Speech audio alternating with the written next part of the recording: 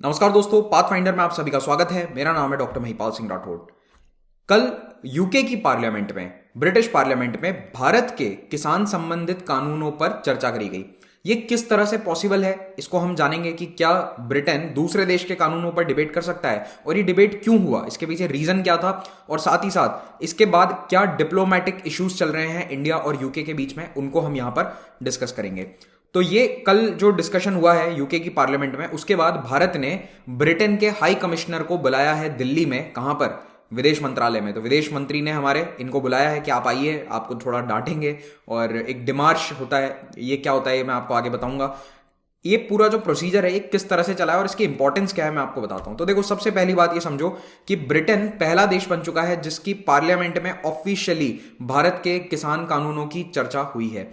क्योंकि अभी तक प्राइवेटली कई नेताओं ने दुनिया की टिप्पणी करी है, कई प्राइम मिनिस्टर्स ने भी टिप्पणी करी है, लेकिन किसी की पार्लियामेंट में डिस्कशन नहीं हुआ है। तो पहली बार यूके की पार्लियामेंट में यह डिस्कशन कल हुआ था। अब आगे बढ़े उससे पहले मैं आपको बताना चाहता हूं कि अनअकैडमी प्लेटफॉर्म पर आप देश के बेस्ट एजुकेटर्स के द्वारा यूपीएससी एग्जाम की तैयारी कर सकते हैं। वैसे यहां पर बहुत सारे फ्री क्लासेस भी डेली होती हैं और उन फ्री क्लासेस को देखने के लिए आपको केवल एक अनलॉक कोड यूज करना होगा, that is Mahipal. So just use the code and you can watch many free videos. लेकिन अगर आप एक स्ट्रक्चर्ड मैनर में अपने एग्जाम की तैयारी करना चाहते हैं तो फिर आपको एक सब्सक्रिप्शन परचेस करना चाहिए। इस सब्सक्रिप्शन के जो चार्जेस हैं वो यहां पर दिए गए हैं, वो आपको नहीं देने हैं। You have to use the code Mahipal and get 10% discount. अब क्लासेस के अलावा एक और तरह का सब्सक्रिप्शन है यहाँ पर आइकॉनिक का, जिसमें आपको क्लासेस के अलावा और क्या मिलेगा, एक पर्सनलाइज्ड मेंटोर। ये मेंटोर क्या करेंगे, आपकी जो डे टू डे प्रॉब्लम्स हैं, कोई डाउट्स हैं, उनको सॉल्व करेंगे। साथ ही साथ आपको जीएस मेंस आंसर राइटिंग की प्रैक्टिस करवाएंगे। तो ये इन मेंटोर्स का काम होगा और इसके लिए आइकॉनिक सब्सक्रिप्शन आप ले सकते हैं। डू नॉट पे this price, apply the coupon and get discount of 10% flat. अगर आप ऑप्शनल की तैयारी करना चाहते हैं तो वो भी आप कर सकते हैं प्लेटफॉर्म के माध्यम से, और इन कोर्सेज को अगर आप साथ में परचेज करते हैं तो आपको प्राइस में काफ़ी डिस्काउंट मिलेगा। अगर आप यूपीएससी के अलावा किसी एग्जाम की तैयारी कर रहे हैं, जैसे SSC, bank, railway, state PCS, IIT, GATE, NEET, इन सभी के लिए अनअकैडमी पर आपको क्लासेस, टीचर्स और बेस्ट इकोसिस्टम मिलेगा। और इन सब्सक्रिप्शंस के जो प्राइसेस हैं वो ये वाले नहीं रहेंगे। आप महिपाल कोड यूज करिए और आपको सीधा इन सभी पे 10% डिस्काउंट मिल जाएगा और ये प्राइसेस आपको पे करनी होगी फॉर 12 मंथ सब्सक्रिप्शन। 9 मार्च 2021 को यूके की पार्लियामेंट में भारत के किसान संबंधित जो कानून है उन पर डिस्कशन हुआ। और इस डिस्कशन के बाद जो दिल्ली में यूनाइटेड किंगडम का हाई कमिश्नर है, हाई कमिश्नर और एम्बेसडर में फर्क क्या होता है, तो देखो, जो भी कॉमनवेल्थ कंट्रीज हैं उनमें जो हम एम्बेसडर है, राजदूत है, उसको हाई कमिश्नर कहते हैं। ठीक है, तो हाई कमिश्नर और एम्बेसडर में बेसिक बस इतना सा डिफरेंस है। दूसरे अगर यूएस का होगा तो वो एम्बेसडर कहलाएगा, लेकिन अगर कॉमनवेल्थ कंट्री का है तो वो हाई कमिश्नर कहलाएगा। तो जो यूके का हाई कमिश्नर दिल्ली में बैठता है, उनको हमारे विदेश मंत्रालय के द्वारा एक डिमार्श जारी किया गया। डिमार्श कुछ नहीं होता, एक ऑफिशियल नोटिस होता है कि हम इस बात से खुश नहीं है कि आपके देश के नेताओं ने ये किया या आपके देश में ये हो रहा है। तो इस डिमार्श के बाद इनको बुलाया भी गया है आज कि आप आओ, नाट सुनो इन पर्सन।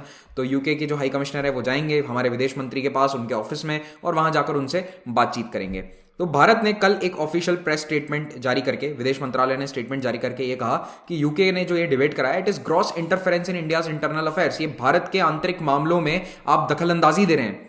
और फरवरी के महीने में इसी प्रकार का एक डिमार्श कैनेडियन हाई कमिश्नर को भी भेजा गया था, लेकिन वहां पर क्या है कि पार्लियामेंट में डिबेट नहीं हुई थी। वहां के प्राइम मिनिस्टर ने इस पर टिप्पणी करी थी और भी कई नेताओं ने करी थी, लेकिन पार्लियामेंट में पहली बार यूके में यह डिस्कशन हुआ है। लेकिन यूके की पार्लियामेंट में यह चर्चा हुई क्यों?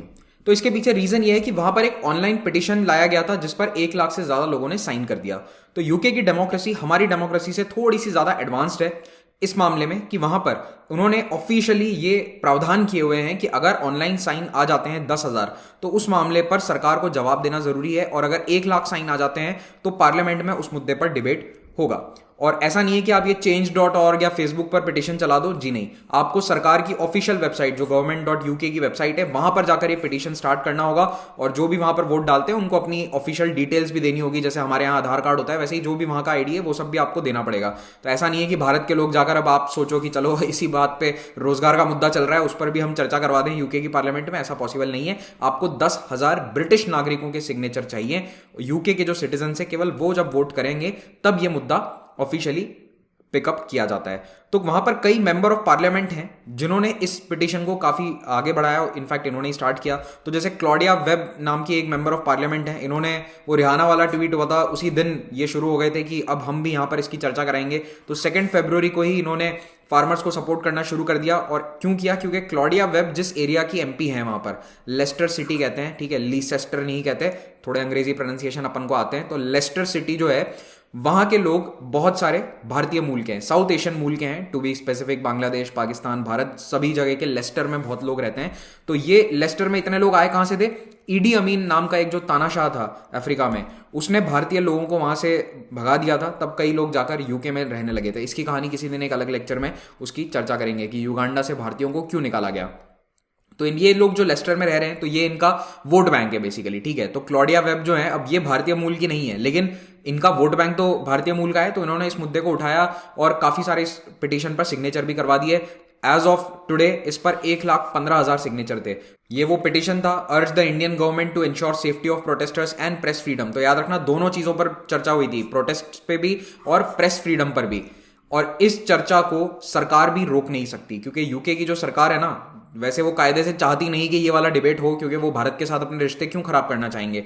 लेकिन जब 1 लाख सिग्नेचर हो चुके हैं यहां पर, तो इनकी मजबूरी है कि पार्लियामेंट इसको डिबेट के लिए कंसिडर करेगी, ठीक है।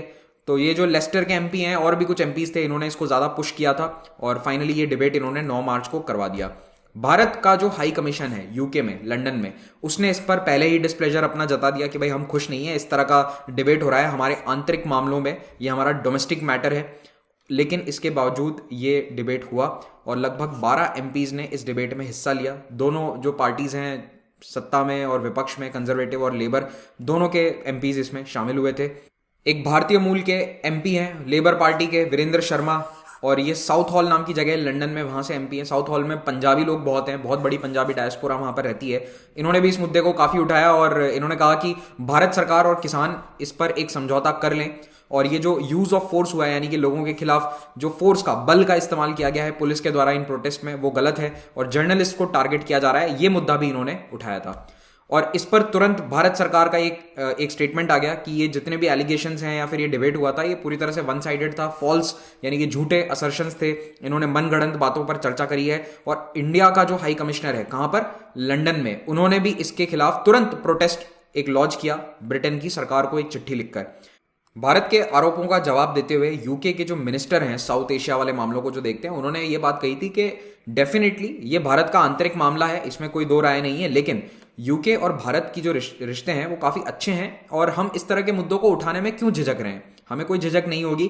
और भारत ऑलरेडी काफी कोऑपरेट करता है यूके के साथ। यूएन सिक्योरिटी काउंसिल में यूके अच्छा हमारा पार्टनर है, हमेशा साथ देता है। प्लस G7 कंट्रीज में, G7 की जो समिट है उसमें भारत को एक गेस्ट कंट्री की तरह इन्वाइट भी किया गया है जून 2021 में।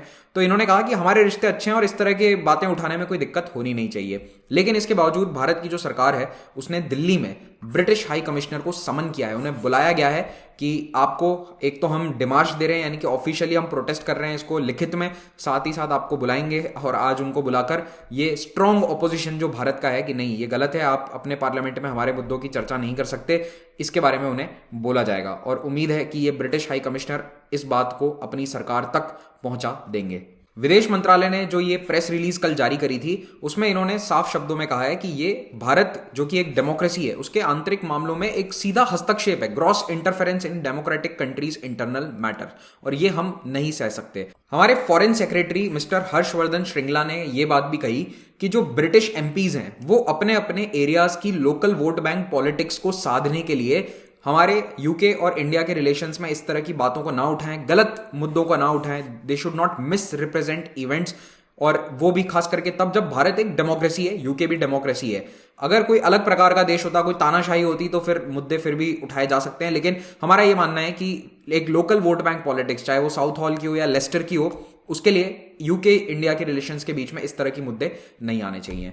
लेकिन देखो दूसरी ओर एक ये भी बात है कि जब भी दूसरे देशों में कोई बड़ी घटनाएं होती हैं तो भारत भी उन पर कमेंट करता है। जैसे कि हमारे प्रधानमंत्री जी ने जो कैपिटल हिल वायलेंस है उस पर टिप्पणी करी थी और ये कहा था कि distressed to see the news about rioting and violence in Washington DC. तो ये एक स्टैंडर्ड प्रोसीजर है, नेता करते हैं, लेकिन हाँ हमारी पार्लियामेंट में, हमारी संसद में इस पर कोई डिबेट नहीं हुई थी। दूसरी ओर जैसे म्यांमार में कू हुआ तो उस पर तो दुनिया की लगभग सभी बड़ी डेमोक्रेसीज ने टिप्पणी करी है। जर्मनी ने तो सीधे शब्दों में इनकी बुराई भी कर दी।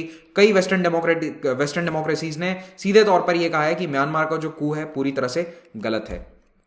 G7 कंट्री ग्रुप ने भी इस कू को गलत बताया है, कंडेम किया था। तो अब देखना होगा कि भारत यूके के रिलेशंस पर इसका क्या असर आता है। पर्सनली मुझे नहीं लगता कि कोई ज़्यादा रिलेशन पर फर्क पड़ेगा। बोरिस जॉनसन कुछ ही हफ्तों में भारत की यात्रा पर आने वाले हैं, हो सकता है कि वो इस मुद्दे को एक बार उठा लें भारत में, लेकिन ज़्यादा इसके ऊपर वो टिप्पणी नहीं करने वाले हैं। इसी के साथ ये लेक्चर समाप्त होता है। अगर आपको वीडियो अच्छा लगा, do subscribe to Pathfinder and hit the like button as well. Have a great day.